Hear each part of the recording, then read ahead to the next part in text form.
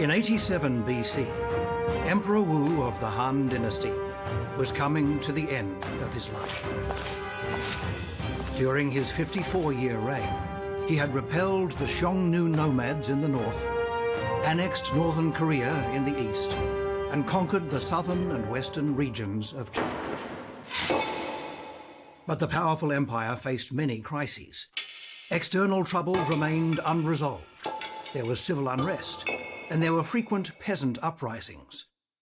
For the Han Dynasty, all this could mean life or death.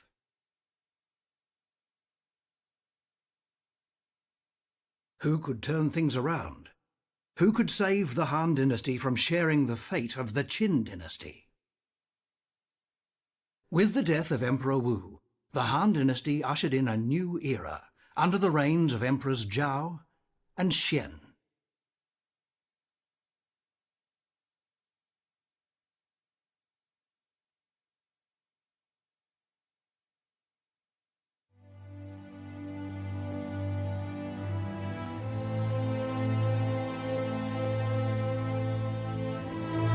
By 91 BC, Emperor Wu had ruled over the Han Dynasty for 49 years. The emperor was nearly 70 and in poor health. He often entrusted state affairs to his eldest son, Crown Prince Liu Ju. Liu Ju was born when the emperor was 29 and was made Crown Prince at the age of 6. He was much loved by his father. But when the emperor was moving out of the palace to recover from his latest illness, disaster struck. A disaster involving witchcraft.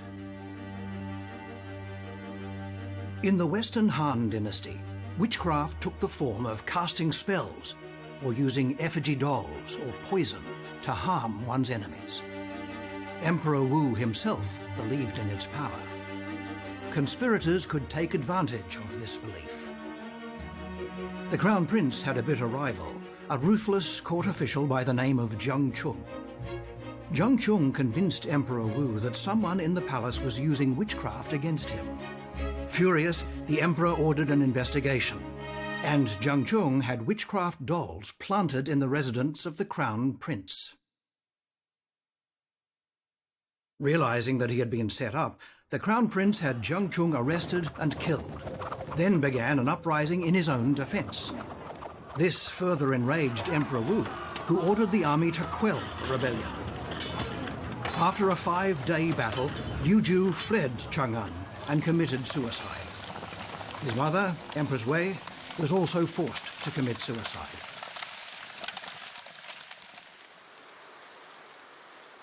The witchcraft incident happened in the capital itself. Tens of thousands of people died in the fighting. The violence shook the Han Empire to its foundations. 这对汉代社会来讲，对于汉武帝当时盛世来讲，也是一个重大的事件。更重要的，我是觉得通过这件事情，汉武帝才真正的认识到了，在这样一个繁荣的社会底下，隐藏着很多的社会矛盾。如果没有这件事情，汉武帝也可能意识不到要改弦更张，那么汉朝社会也可能就会丧失在汉武帝的手里。After many investigations, Emperor Wu learned that the Crown Prince had been forced to act as he had done. The emperor's anger gave way to grief at losing his son, and disbelief that he himself had been the cause of the tragedy. Not only had he lost a beloved son, but he had cost the empire the ideal successor to the throne. Another blow fell when the Xiongnu nomads invaded across the border. General Li Guangli launched a counter-invasion with 70,000 men, but overextended his supply lines and was forced to surrender. Emperor Wu had never suffered such a wretched defeat. The domestic situation was also very serious. The war had exhausted the nation's strength, and the imperial court faced frequent peasant uprisings around the country. Emperor Wu and his empire were plunged into one crisis after another. All of this forced the emperor to reflect on the policies and strategies he had adopted during his reign.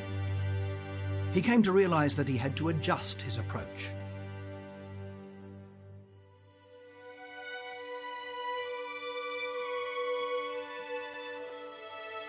In the past, Minister Sun Hongyang had proposed expanding the empire by developing military agricultural colonies in the Luntai region of Xinjiang.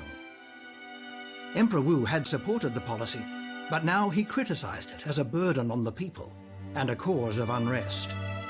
This led him to issue the famous Repenting Edict of Luntai. In a profound reflection on his past policies, he stated, "Since I came to power, I have acted unwisely and caused the nation to suffer. From now on, anyone who causes harm to the people and wastes resources shall be removed." The Repenting Edict of Luntai heralded a new approach to government implemented by Emperor Wu in his final years.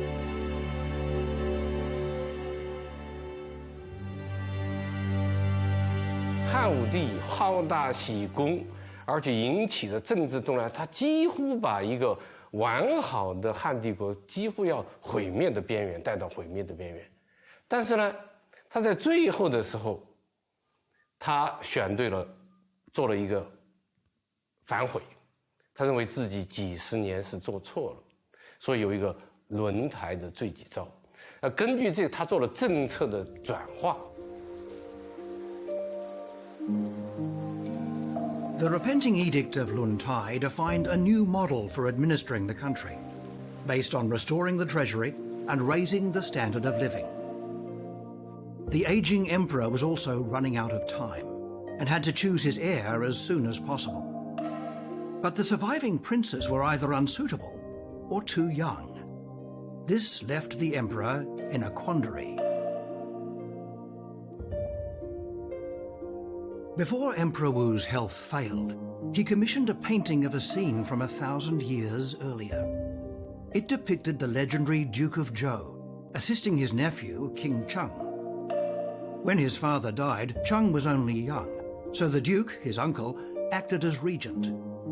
Under the Duke's loyal stewardship, the state prospered. Once Cheng came of age, the Duke yielded power to him. Emperor Wu sent the picture to Huoguang. It was his way of proclaiming that he intended to choose his 8-year-old son, Yu Fuling, as the next emperor, with Huoguang as the chief regent. Huoguang was the half-brother of the late General Ho Chubing, who had been a trusted and capable advisor to Emperor Wu. Towards the end of his life, Emperor Wu commissioned Huoguang, Jin Midi, and Shang Guanjie to act as co-regents after his death, with Sun Hongyang as the imperial secretary. But it was Huoguang who was entrusted to run the government, just like the Duke of Zhou before him. With Huoguang at the helm, the three ministers ushered in a new historical era under the reigns of Emperors Zhao and Xian.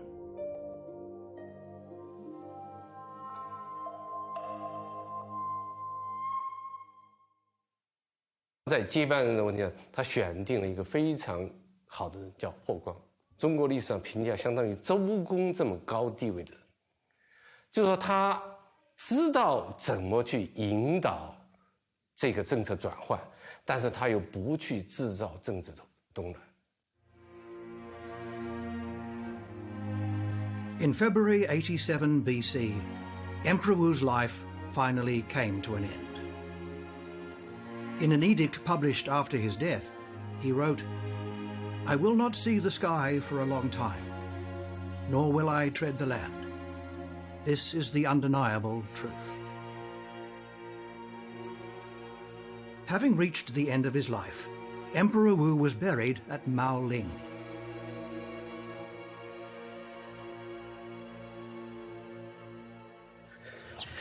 这里就是汉武帝茂陵留出的陵墓，批汉帝王陵中最大的一座。在汉武帝茂陵周围有20多个陪葬墓，这有确切历史文献记载，能知道的陪葬墓有西汉一代的2个大军世家，有卫青，有霍去病，还有这汉武帝茂陵这一个西北角有李夫人，还有最远的就是霍光。Wang Zhijie worked at Maoling for 53 years and has an extensive knowledge of the mausoleum. More than 10 years ago, he began researching and writing a book of biographies of people from Emperor Wu's reign. The last chapter is about the 4 ministers who assisted the young Emperor Zhao, in particular the role played by Huoguang.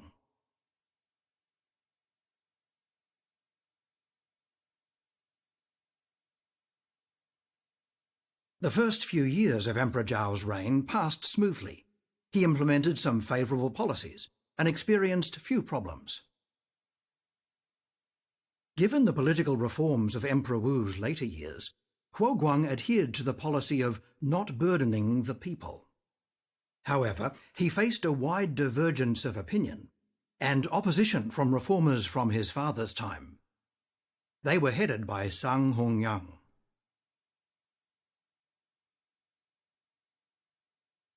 Sang Hongyang was a skilled financier. Around 119 BC, when China was experiencing a serious financial crisis, Emperor Wu had appointed him to carry out comprehensive economic reforms. Sang Hongyang had introduced an asset tax on artisans, bankers and merchants, as well as a tax on the owners of carriages and boats. But his most important policy was the introduction of state monopolies for the production of iron and salt, which were China's most significant resources. This salt lake in Yunchang City, Shanxi, is the oldest salt production centre in China. In ancient times it was called Hedong Salt Lake. It was the Western Han Dynasty's most important salt production and shipment centre, with endless convoys loaded with salt travelling in all directions. Today, the vast salt lake and ancient rutted tracks are a testament to its past glories. Revenue from salt had been important to the national coffers since the Warring States period. Sang Hongyang's reform nationalised salt production. The state provided the iron pans needed for the manufacture of salt and ran its acquisition, transportation and sale. Full-time officials were appointed to take charge of salt affairs, and salt officers were set up in almost every county. The scale of the industry was unprecedented, making the salt tax an important pillar of the national treasury. Sang Hongyang's numerous reforms temporarily eased the financial crisis. They were seen as ways to refill the national coffers without burdening ordinary people with higher taxes. 桑弘羊的财政思想一个最大的特色是强调重商，他在中国历史上最具有贡献的见解，我认为有2条，一条是认为富国不一定非要用农业，工商业也可以富国。第2条。他在历史上最早提出这种大生产的优越性。这个我们现在看到的这个就是古秦汉的一铁一直保存较好的1号一铁高炉啊，它这个长轴呀是4米，短轴2.8米，容积50立方米，日产铁的大约在1吨左右。这在当时不但在我们国家，在世界上都是独一无二的。In the 1970s, Zhang Junming was involved in the excavation of the Han Dynasty steel production site at Guxing. In an area spanning 120 square metres, they found 2 huge smelting furnaces, with many deposits of iron at the base of each one. In smelting furnace number 1 alone, more than 20 tons of iron was found. There are many indications that the scale of iron production increased after the industry was nationalised. Under the Han Dynasty, there were many steel production sites like Guxing. 国家来管理它的这个，它有很多好处，其中啊，国家的大量的人力、物力和财力，集中这个高度集中啊，达到铁的产量啊，这个大幅度的增加，促进国家这个整个国家力量的这个强盛啊。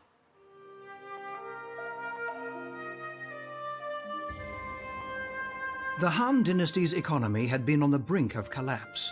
Sang Hongyang's reforms led to a quick recovery, replenishing the national coffers. This strengthened the centralization of power and guaranteed victory in the war against the Xiongnu nomads. But over time, the drawbacks of Sang Hongyang's reforms became increasingly apparent. According to the current director of the museum, the disadvantages far outweighed the advantages. 桑弘羊的众多改革措施中，最重要的就是盐铁法。盐铁官营呢，对于增加国家的财政收入、抑制商人势力、改进和推广先进的生产技术方面都起到了积极的作用。但是呢，它也存在着封建官营事业的弊病，比如说生产的铁器的质量不高、规格不符合要求，包括售价过高的这些方面，以及官吏强迫农民进行购买的这些弊病。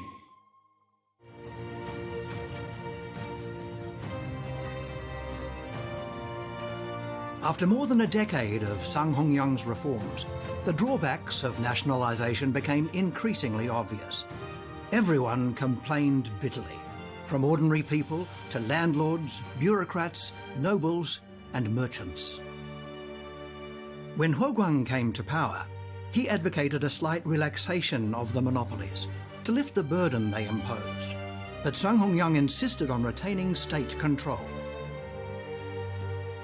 In order to reach a consensus within the ruling class, Huoguang agreed to gather scholars from throughout the empire to investigate the living conditions of the people and prepare for a conference on future policies.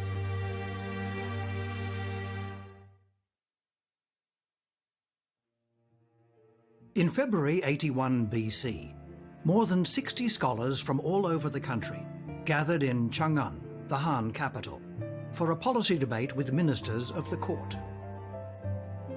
No one could have foreseen that this would become one of the most famous and intense debates in Chinese history. Sang Hongyang certainly did not expect to become the target of public criticism. The scholars lashed out at Emperor Wu's economic reforms, such as nationalised salt, iron and liquor, and the taxes on assets and transportation.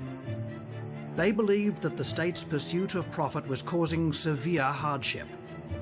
As the man responsible for these policies, Sang Hongyang retorted that these measures had allowed them to maintain border security while meeting the needs of the state, and that they must not be abolished.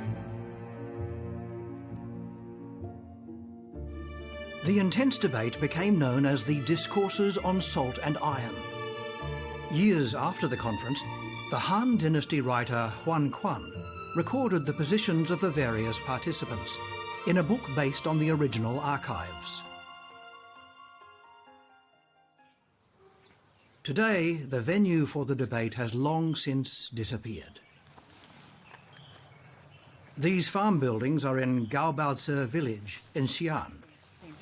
It is hard to imagine that this was possibly the venue for the famous discourses on salt and iron. 这就是西汉很有名的这个建章宫遗址。那么建章宫遗址呢，是汉武帝的时候兴建的，到昭帝的前期还在使用。所以说，这个那场非常著名的盐铁会议呢，就很有可能是在这里举行的。那么这个会议呢，它讨论的议题也很多，有政治、经济、军事、文化各个方面的议题都有。 其中一项很重要的这个讨论的这个内容就是盐铁，关于盐铁的问题。围绕这个问题呢，在会上发生了很激烈的争论。因为他这个老乡在这耕地啊，把那个废墟里边那个瓦片的耕子再穿着呢。你看这纹饰还比较清楚，绳纹，像绳子在上压上的纹也叫绳纹。Traces of the palace where the conference may have taken place more than 2,000 years ago still survive in the bricks and tiles found on this site. 5 months after the conference, the court issued a decree abolishing the liquor monopoly and official posts controlling iron. According to Huan Quan's book, the decree was proposed by various ministers, including Sang Hongyang. Huo Guang agreed to it on behalf of Emperor Zhao. But the apparent consensus merely masked the growing rift between Sang Hongyang and Huo Guang. From Sang Hongyang's perspective, Huo Guang had already made his preferred policy very clear in the Salt and Iron Conference. Sang Hongyang was an intelligent and capable official. Under Emperor Wu, he had saved the state from financial ruin. But he did not agree with Emperor Wu's change of policy towards the end of his reign. Instead, he continued to believe in a proactive approach. Huo Guang's policy of non-action and not burdening the people was hard for him to accept. Sang Hongyang was not alone in his dissatisfaction. He was joined by the co-regent Shang Guanjie and by the emperor's older brother, Liu Dan, the Prince of Yan. They began secretly plotting, biding their time for an opportunity to kill Huo Guang.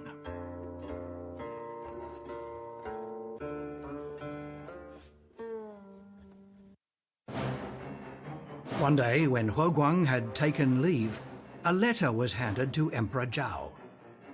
The letter appeared to be from his brother, the Prince of Yan. It claimed that Huo Guang had taken leave in order to enlist troops illegally and usurp the throne. It was therefore imperative that the prince should come to the capital immediately to protect the emperor. But Shang Guanjie and Sang Hongyang had underestimated Emperor Zhao's intelligence. The 14-year-old immediately recognized the letter as spurious and refused the request. So the conspirators hatched a new plan. They asked the Princess Royal to invite Huo Guang to a banquet where they could kill him and depose Emperor Zhao. But a servant revealed the plot. In September 80 BC, the Princess Royal and Liu Dan committed suicide. The rest of the conspirators were executed. The crisis had been averted. The attempt to overthrow the regime had passed. As a result, Huo Guang won the full trust of Emperor Zhao. He had no further rivals at court. But history would judge Huo Guang somewhat paradoxically.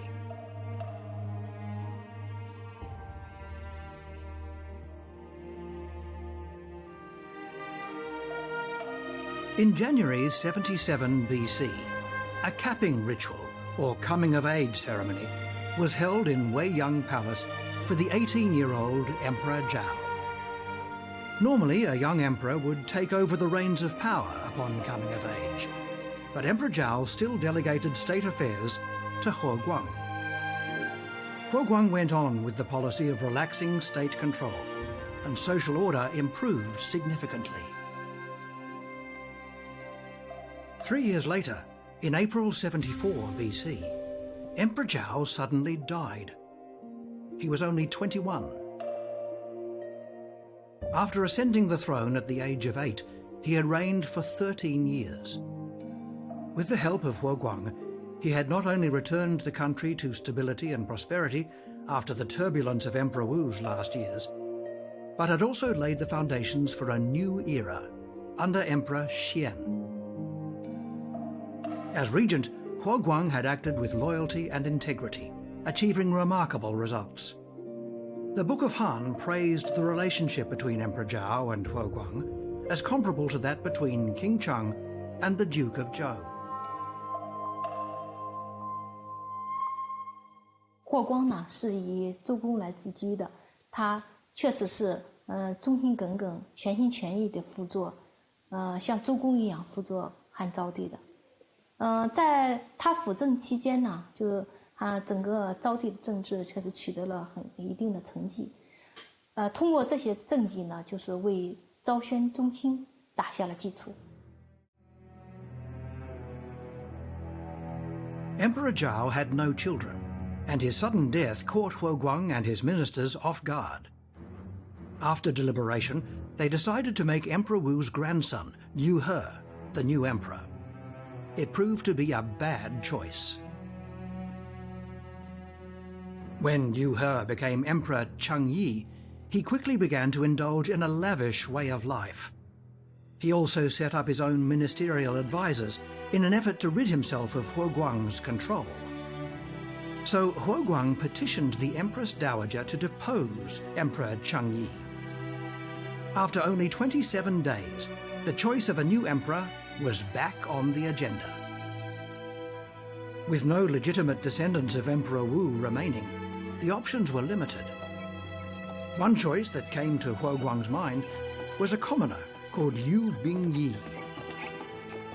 Liu Bingyi was the grandson of Liu Ju, the crown prince who committed suicide following the witchcraft incident.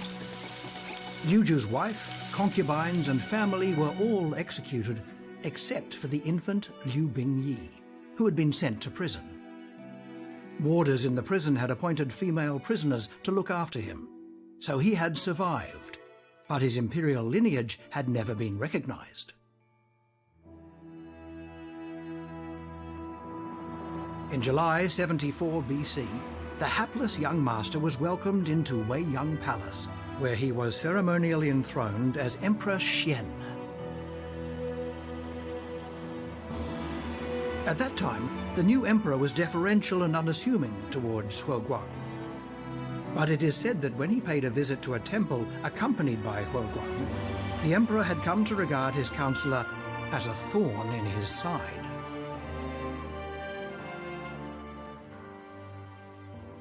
Huoguang 为了专权，废除了昌邑王，立了汉宣帝。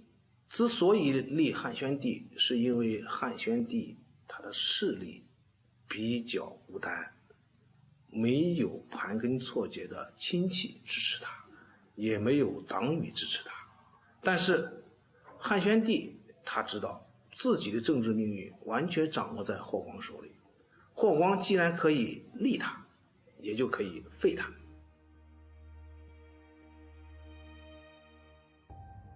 Early in the second year of Emperor Xian's reign, Huoguang offered to return all authority to him, but the young emperor declined, reaffirming Huoguang's precedence.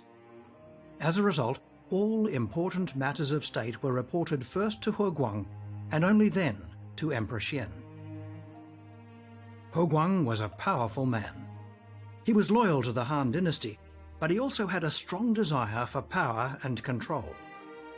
On the one hand, he kept a firm grip on the affairs of state, while on the other, he brazenly rewarded and promoted his relatives at court.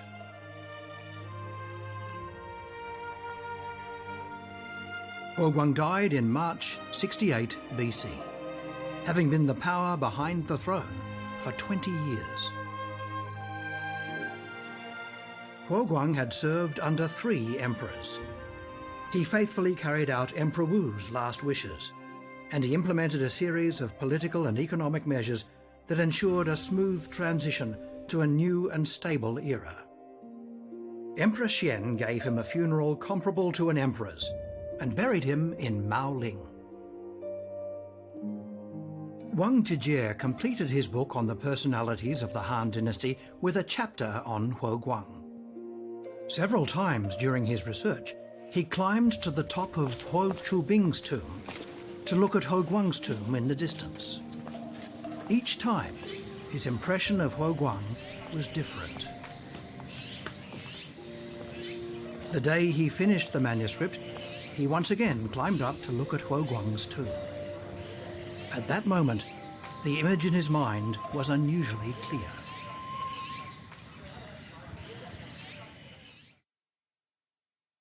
After the death of Huoguang, Emperor Xian took over the reins of government. No longer compliant, he began to implement his supreme authority by gradually wresting power from the Huo family and concentrating it in his own hands. The family were alarmed. In desperation, they began plotting to kill Emperor Xian. But the emperor was now seasoned and already had the situation in hand. In 66 BC, Emperor Xian had the entire Huo clan executed for rebellion. 霍光呢，他是完全以周公来自居的。在他辅政期间，他逐渐排除了上官桀等其他的一些辅政大臣，大权独揽。而且呢，他还把自己的整个家族带入了整个那个上层，把持政权。所谓水满则溢，月满则亏。一个权臣甚至一个家族，他如果控制的政权太久，而且呢，甚至到了操控皇帝废帝的地步，他的覆灭是必然的。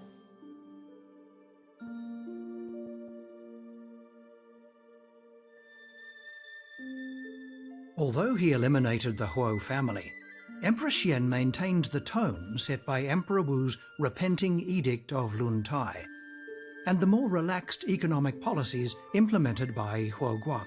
Throughout his 25-year reign, he demonstrated political integrity, with an emphasis on education, and brought renewal to the Han Dynasty.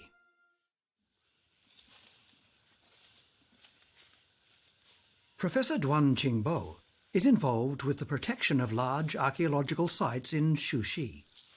Several years ago, he participated in an exploratory dig, leading to a full excavation of the Duling Reserve.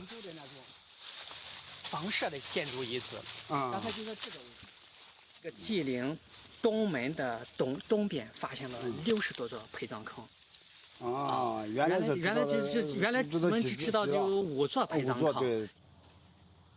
The discovery of so many tombs meant that Emperor Xian had more subordinate tombs than anyone in the Han Dynasty, apart from its founder, Emperor Gao Zu. This led Professor Duan to re-examine the history of the dynasty under Emperor Xian. 在我们右前方这个高大的封土下，埋葬的是西汉的第10个皇帝汉宣帝。我们现在所在的这个区域是称之为杜陵。这个陵园里边，除了埋葬的皇帝和皇后之外呢，还有大量的一些大臣们的陪葬墓，一共是107座。在整个西汉这些皇帝里边，汉宣帝是唯一一个从小做过监狱，从小在民间生活的皇帝。所以他一当了皇帝以后，他深知国家的现状，甚至民间的所有的一些疾苦。他也知道社会存在的一些什么问题，国家当下存在最严重的问题是什么。所以他采取的第一项措施呢，就是对受无辜之祸的那些冤假错案进行全部的一些平反。Shortly after taking the reins of government, Emperor Xian set a new precedent by participating personally in certain trials. He also agreed to replace the severe punishments dating from Emperor Wu's time with a system of justice with mercy. In order to ensure a fairer justice system, Emperor Xian issued an edict to officials, then announced a series of measures to reduce or remit sentences. To encourage filial piety, Emperor Xian decreed that a man who shielded his parents, a woman who shielded her husband, or a grandson who shielded his grandparents would not be punished. He also issued an edict rebuking certain corrupt local officials. He even changed his personal name from Bingyi to Xuan to make it easier for people to observe the taboo on using the emperor's name in speech or writing. He pardoned those who had done so. He also ordered 10 amnesties. To encourage agriculture, Emperor Xian continued the policy of lower taxes introduced under Emperor Zhao. Soon after he acceded to the throne, land tax was exempted, and corvée tax was reduced 3 times. Late in his reign, the economy prospered with a series of good harvests, and the price of grain was the lowest it had been since the foundation of the Han Dynasty. In order to prevent these low prices from triggering a financial crisis, Emperor Xian set up a special state granary to stabilize the price of grain and safeguard against future famines. This policy of state intervention in food prices brought prosperity and stability. Officials at all levels were urged to treat agriculture and production as their primary concern.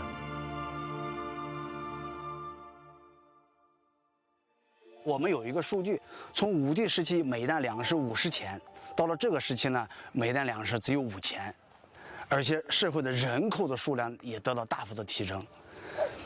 汉宣帝也深知一套好的措施、好的制度呢，也需要一些大量的一些巡礼，去帮助他实施、帮助他执行。 The Book of Han contains 6 biographies of honest and capable officials. 5 of them are from the time of Emperor Xian.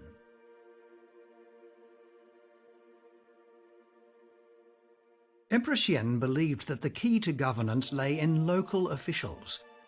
Whenever provincial governors, prefecture chiefs, dukes or princes were appointed, he summoned them to court and questioned them in detail about their policies. Once they had been appointed and they had proven their administration to be effective, he would send them letters of encouragement and reward. At the start of each year, the emperor would review their successes and failures and ask the people about their living conditions. He opposed frequent changes to the position of prefecture chief, believing they eroded stability and authority. But Emperor Xian did not blindly practice a policy of benevolence alone. Rather, he adapted to the circumstances of the times and local conditions. When required, he would promote officials known for imposing penalties. Zhao Guanghan was an official during the reign of Emperor Xian. As prefecture chief of Yingchuan, he conspired to spread dissension between local bandit groups and encourage them to report on each other. After a few months in office, he had killed the ringleader and restored order. Zhao Guanghan also became the first person to dare to punish the Huo clan.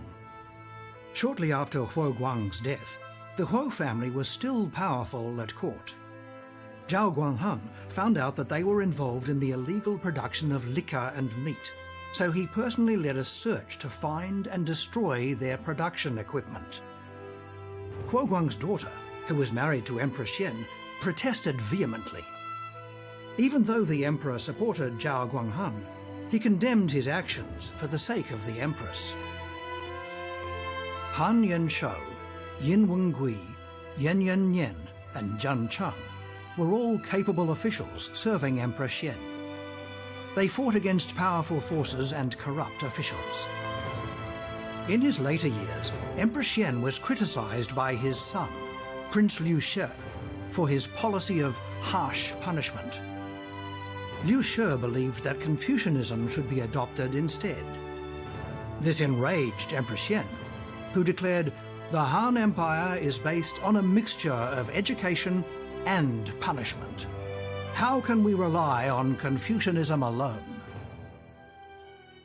汉宣帝太子就是后来的汉元帝刘氏，这个人呢，应该讲是以纯任德教，就是特别注重儒家。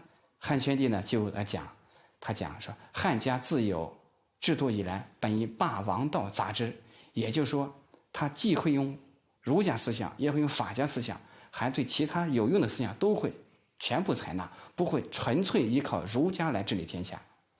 应该讲这种治国理念是非常的高明的，它不仅维系了汉朝的统治，更重要的是还对后来的历代帝王所沿用。那就是说，对后世的启示就是，任何的国家统治既要利用仁政来得天下，又要用个法律来维护它的统治。At the end of 49 BC, Emperor Xian died in Weiyang Palace after a reign of 25 years. He was revered as Zhongzong, the emperor who had revived the country. Emperor Xian implemented a policy of lower taxes, stabilized the border regions, and managed an efficient system of government. His many achievements made him one of the 4 Western Han Dynasty emperors to have temples dedicated to them. The others were Liu Bang, Wen Liu Heng, and Wu Liu Che. Emperor Xian and his predecessor, Emperor Zhao, were in power for 38 years. The political integrity that underpinned their reign made it an era of harmony and prosperity that historians would call the revival of the nation.